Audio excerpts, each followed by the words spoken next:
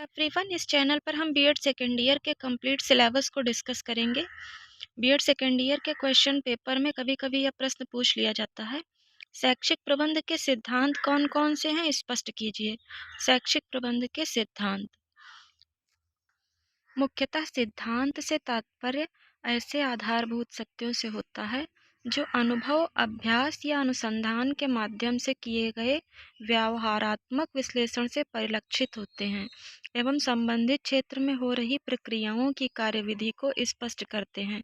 प्रबंधन के क्षेत्र में जिन आधारभूत नियमों या व्यवस्थाओं का प्रयोग प्रबंधकीय क्रियाओं को सुचारू रूप से संपन्न करने के लिए किया जाता है, उन्हें प्रबंधन के सिद्धांत कहते हैं।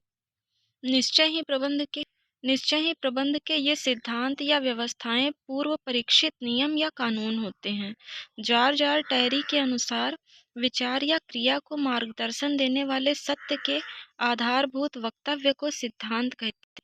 शैक्षिक प्रबंध प्रक्रिया के सिद्धांत। शैक्षिक प्रबंध प्रक्रिया के सिद्धांत का अर्थ महान विचारक लूथर गुलिक ने प्रबंध प्रक्रिया के अंतर्गत 7 अंगों का प्रतिपादन करते हुए पॉज टीसीआरबी नामक सूत्र दिया। पॉज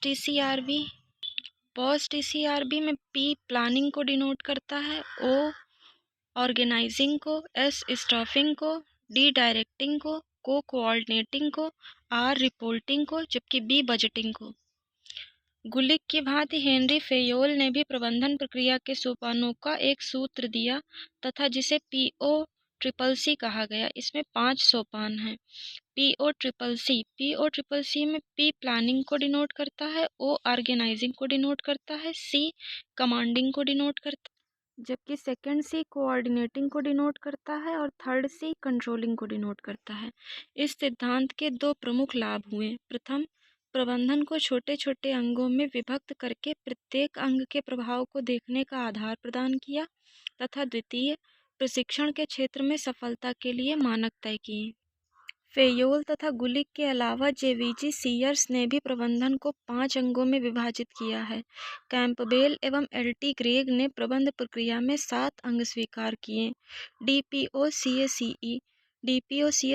में D डिसाइडिंग को डिनोट करता है, P प्लानिंग को डिनोट करता है, O ऑर्गेनाइजिंग को डिनोट करता है, C कम्युनिकेटिंग को डिनोट करता है, A अफेक्टिंग को डिनोट करता है, C कोऑर्डिनेटिंग को डिनोट करता है, जबकि E इवैल्यूएशन को डिनोट करता है। D डिसाइडिंग यानी निर्णय करना। This is the most important point of management process. यह मैनेजमेंट के प्रोसेस का सबसे इम्पॉर्टेंट पॉइंट होता है। निर्णय करने को प्रबंध प्रक्रिया का सर्वाधिक महत्वपूर्ण बिंदु माना जाता है। वस्तुतः निर्णय से ही प्रबंधन प्रारंभ होता है तथा निर्णय के अनुपालन पर ही प्रबंधन समाप्त होता है। निर्णय प्रक्रिया द्वारा नीति निर्माण, समस्या समाधान व क्रियान्वयन करने के अनेक विकल्प हो सकते हैं। दूसरा पॉइंट है नियोजन करना, योजना तैयार करना। प्रबंधन प्रक्रिया का अत्यंत महत्वपूर्ण अंग है। नियोजन निश्चित रूप से अपेक्षित कार्य के संबंध में क्या, कब, कहाँ, क्यों, कैसे, कौन जैसे 6 महत्वपूर्ण पक्षों से संबंधित रहता है। यह गहन चिंतन, मनन, विश्लेषण तथा भावी जरूरतों के सुविचारित अनुमान पर आधारित बौद्धिक व्यायाम की प्रक्रिया है। जॉन मिलेट के अनुसार किसी अधिकारी द्वारा कार्य करने की बुद्धिमत्तापूर्ण तैयारी करना ही नियोजन करना है। संगठन करना। किसी भी संगठन की प्रभावशीलता के लिए उसमें संलिप्त सभी व्यक्तियों को सम्मिलित किया जाना आवश्यक है। SN मुखर्जी के अनुसार संगठन में कार्य करने वाले सभी व्यक्ति आम उद्देश्य की प्राप्ति के लिए संगठन में एक दूसरे को सहयोग करते हैं।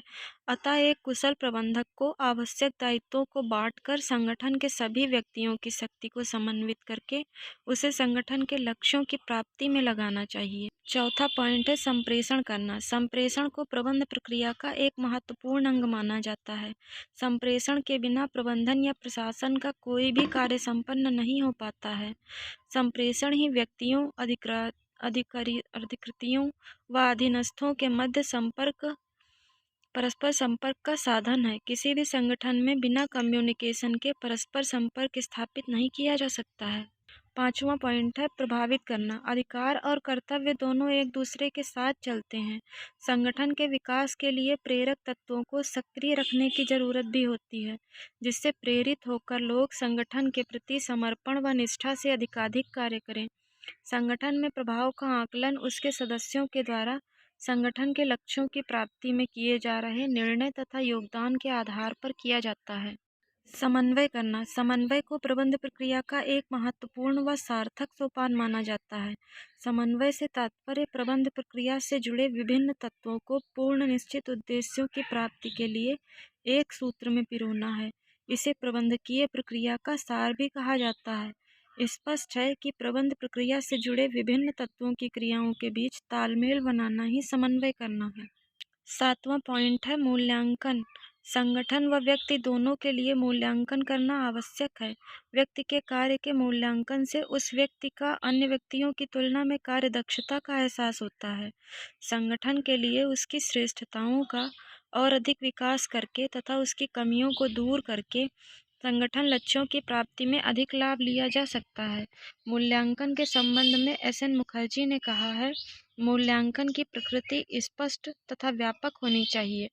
मूल्यांकन स्पष्ट शैक्षिक उद्देश्यों पर आधारित होना चाहिए। मूल्यांकन सहयोगी होना चाहिए। मूल्यांकन के उद्देश्य स्पष्ट होने चाहिए। मूल्यांकन मानक पर आधारित होना चाहिए।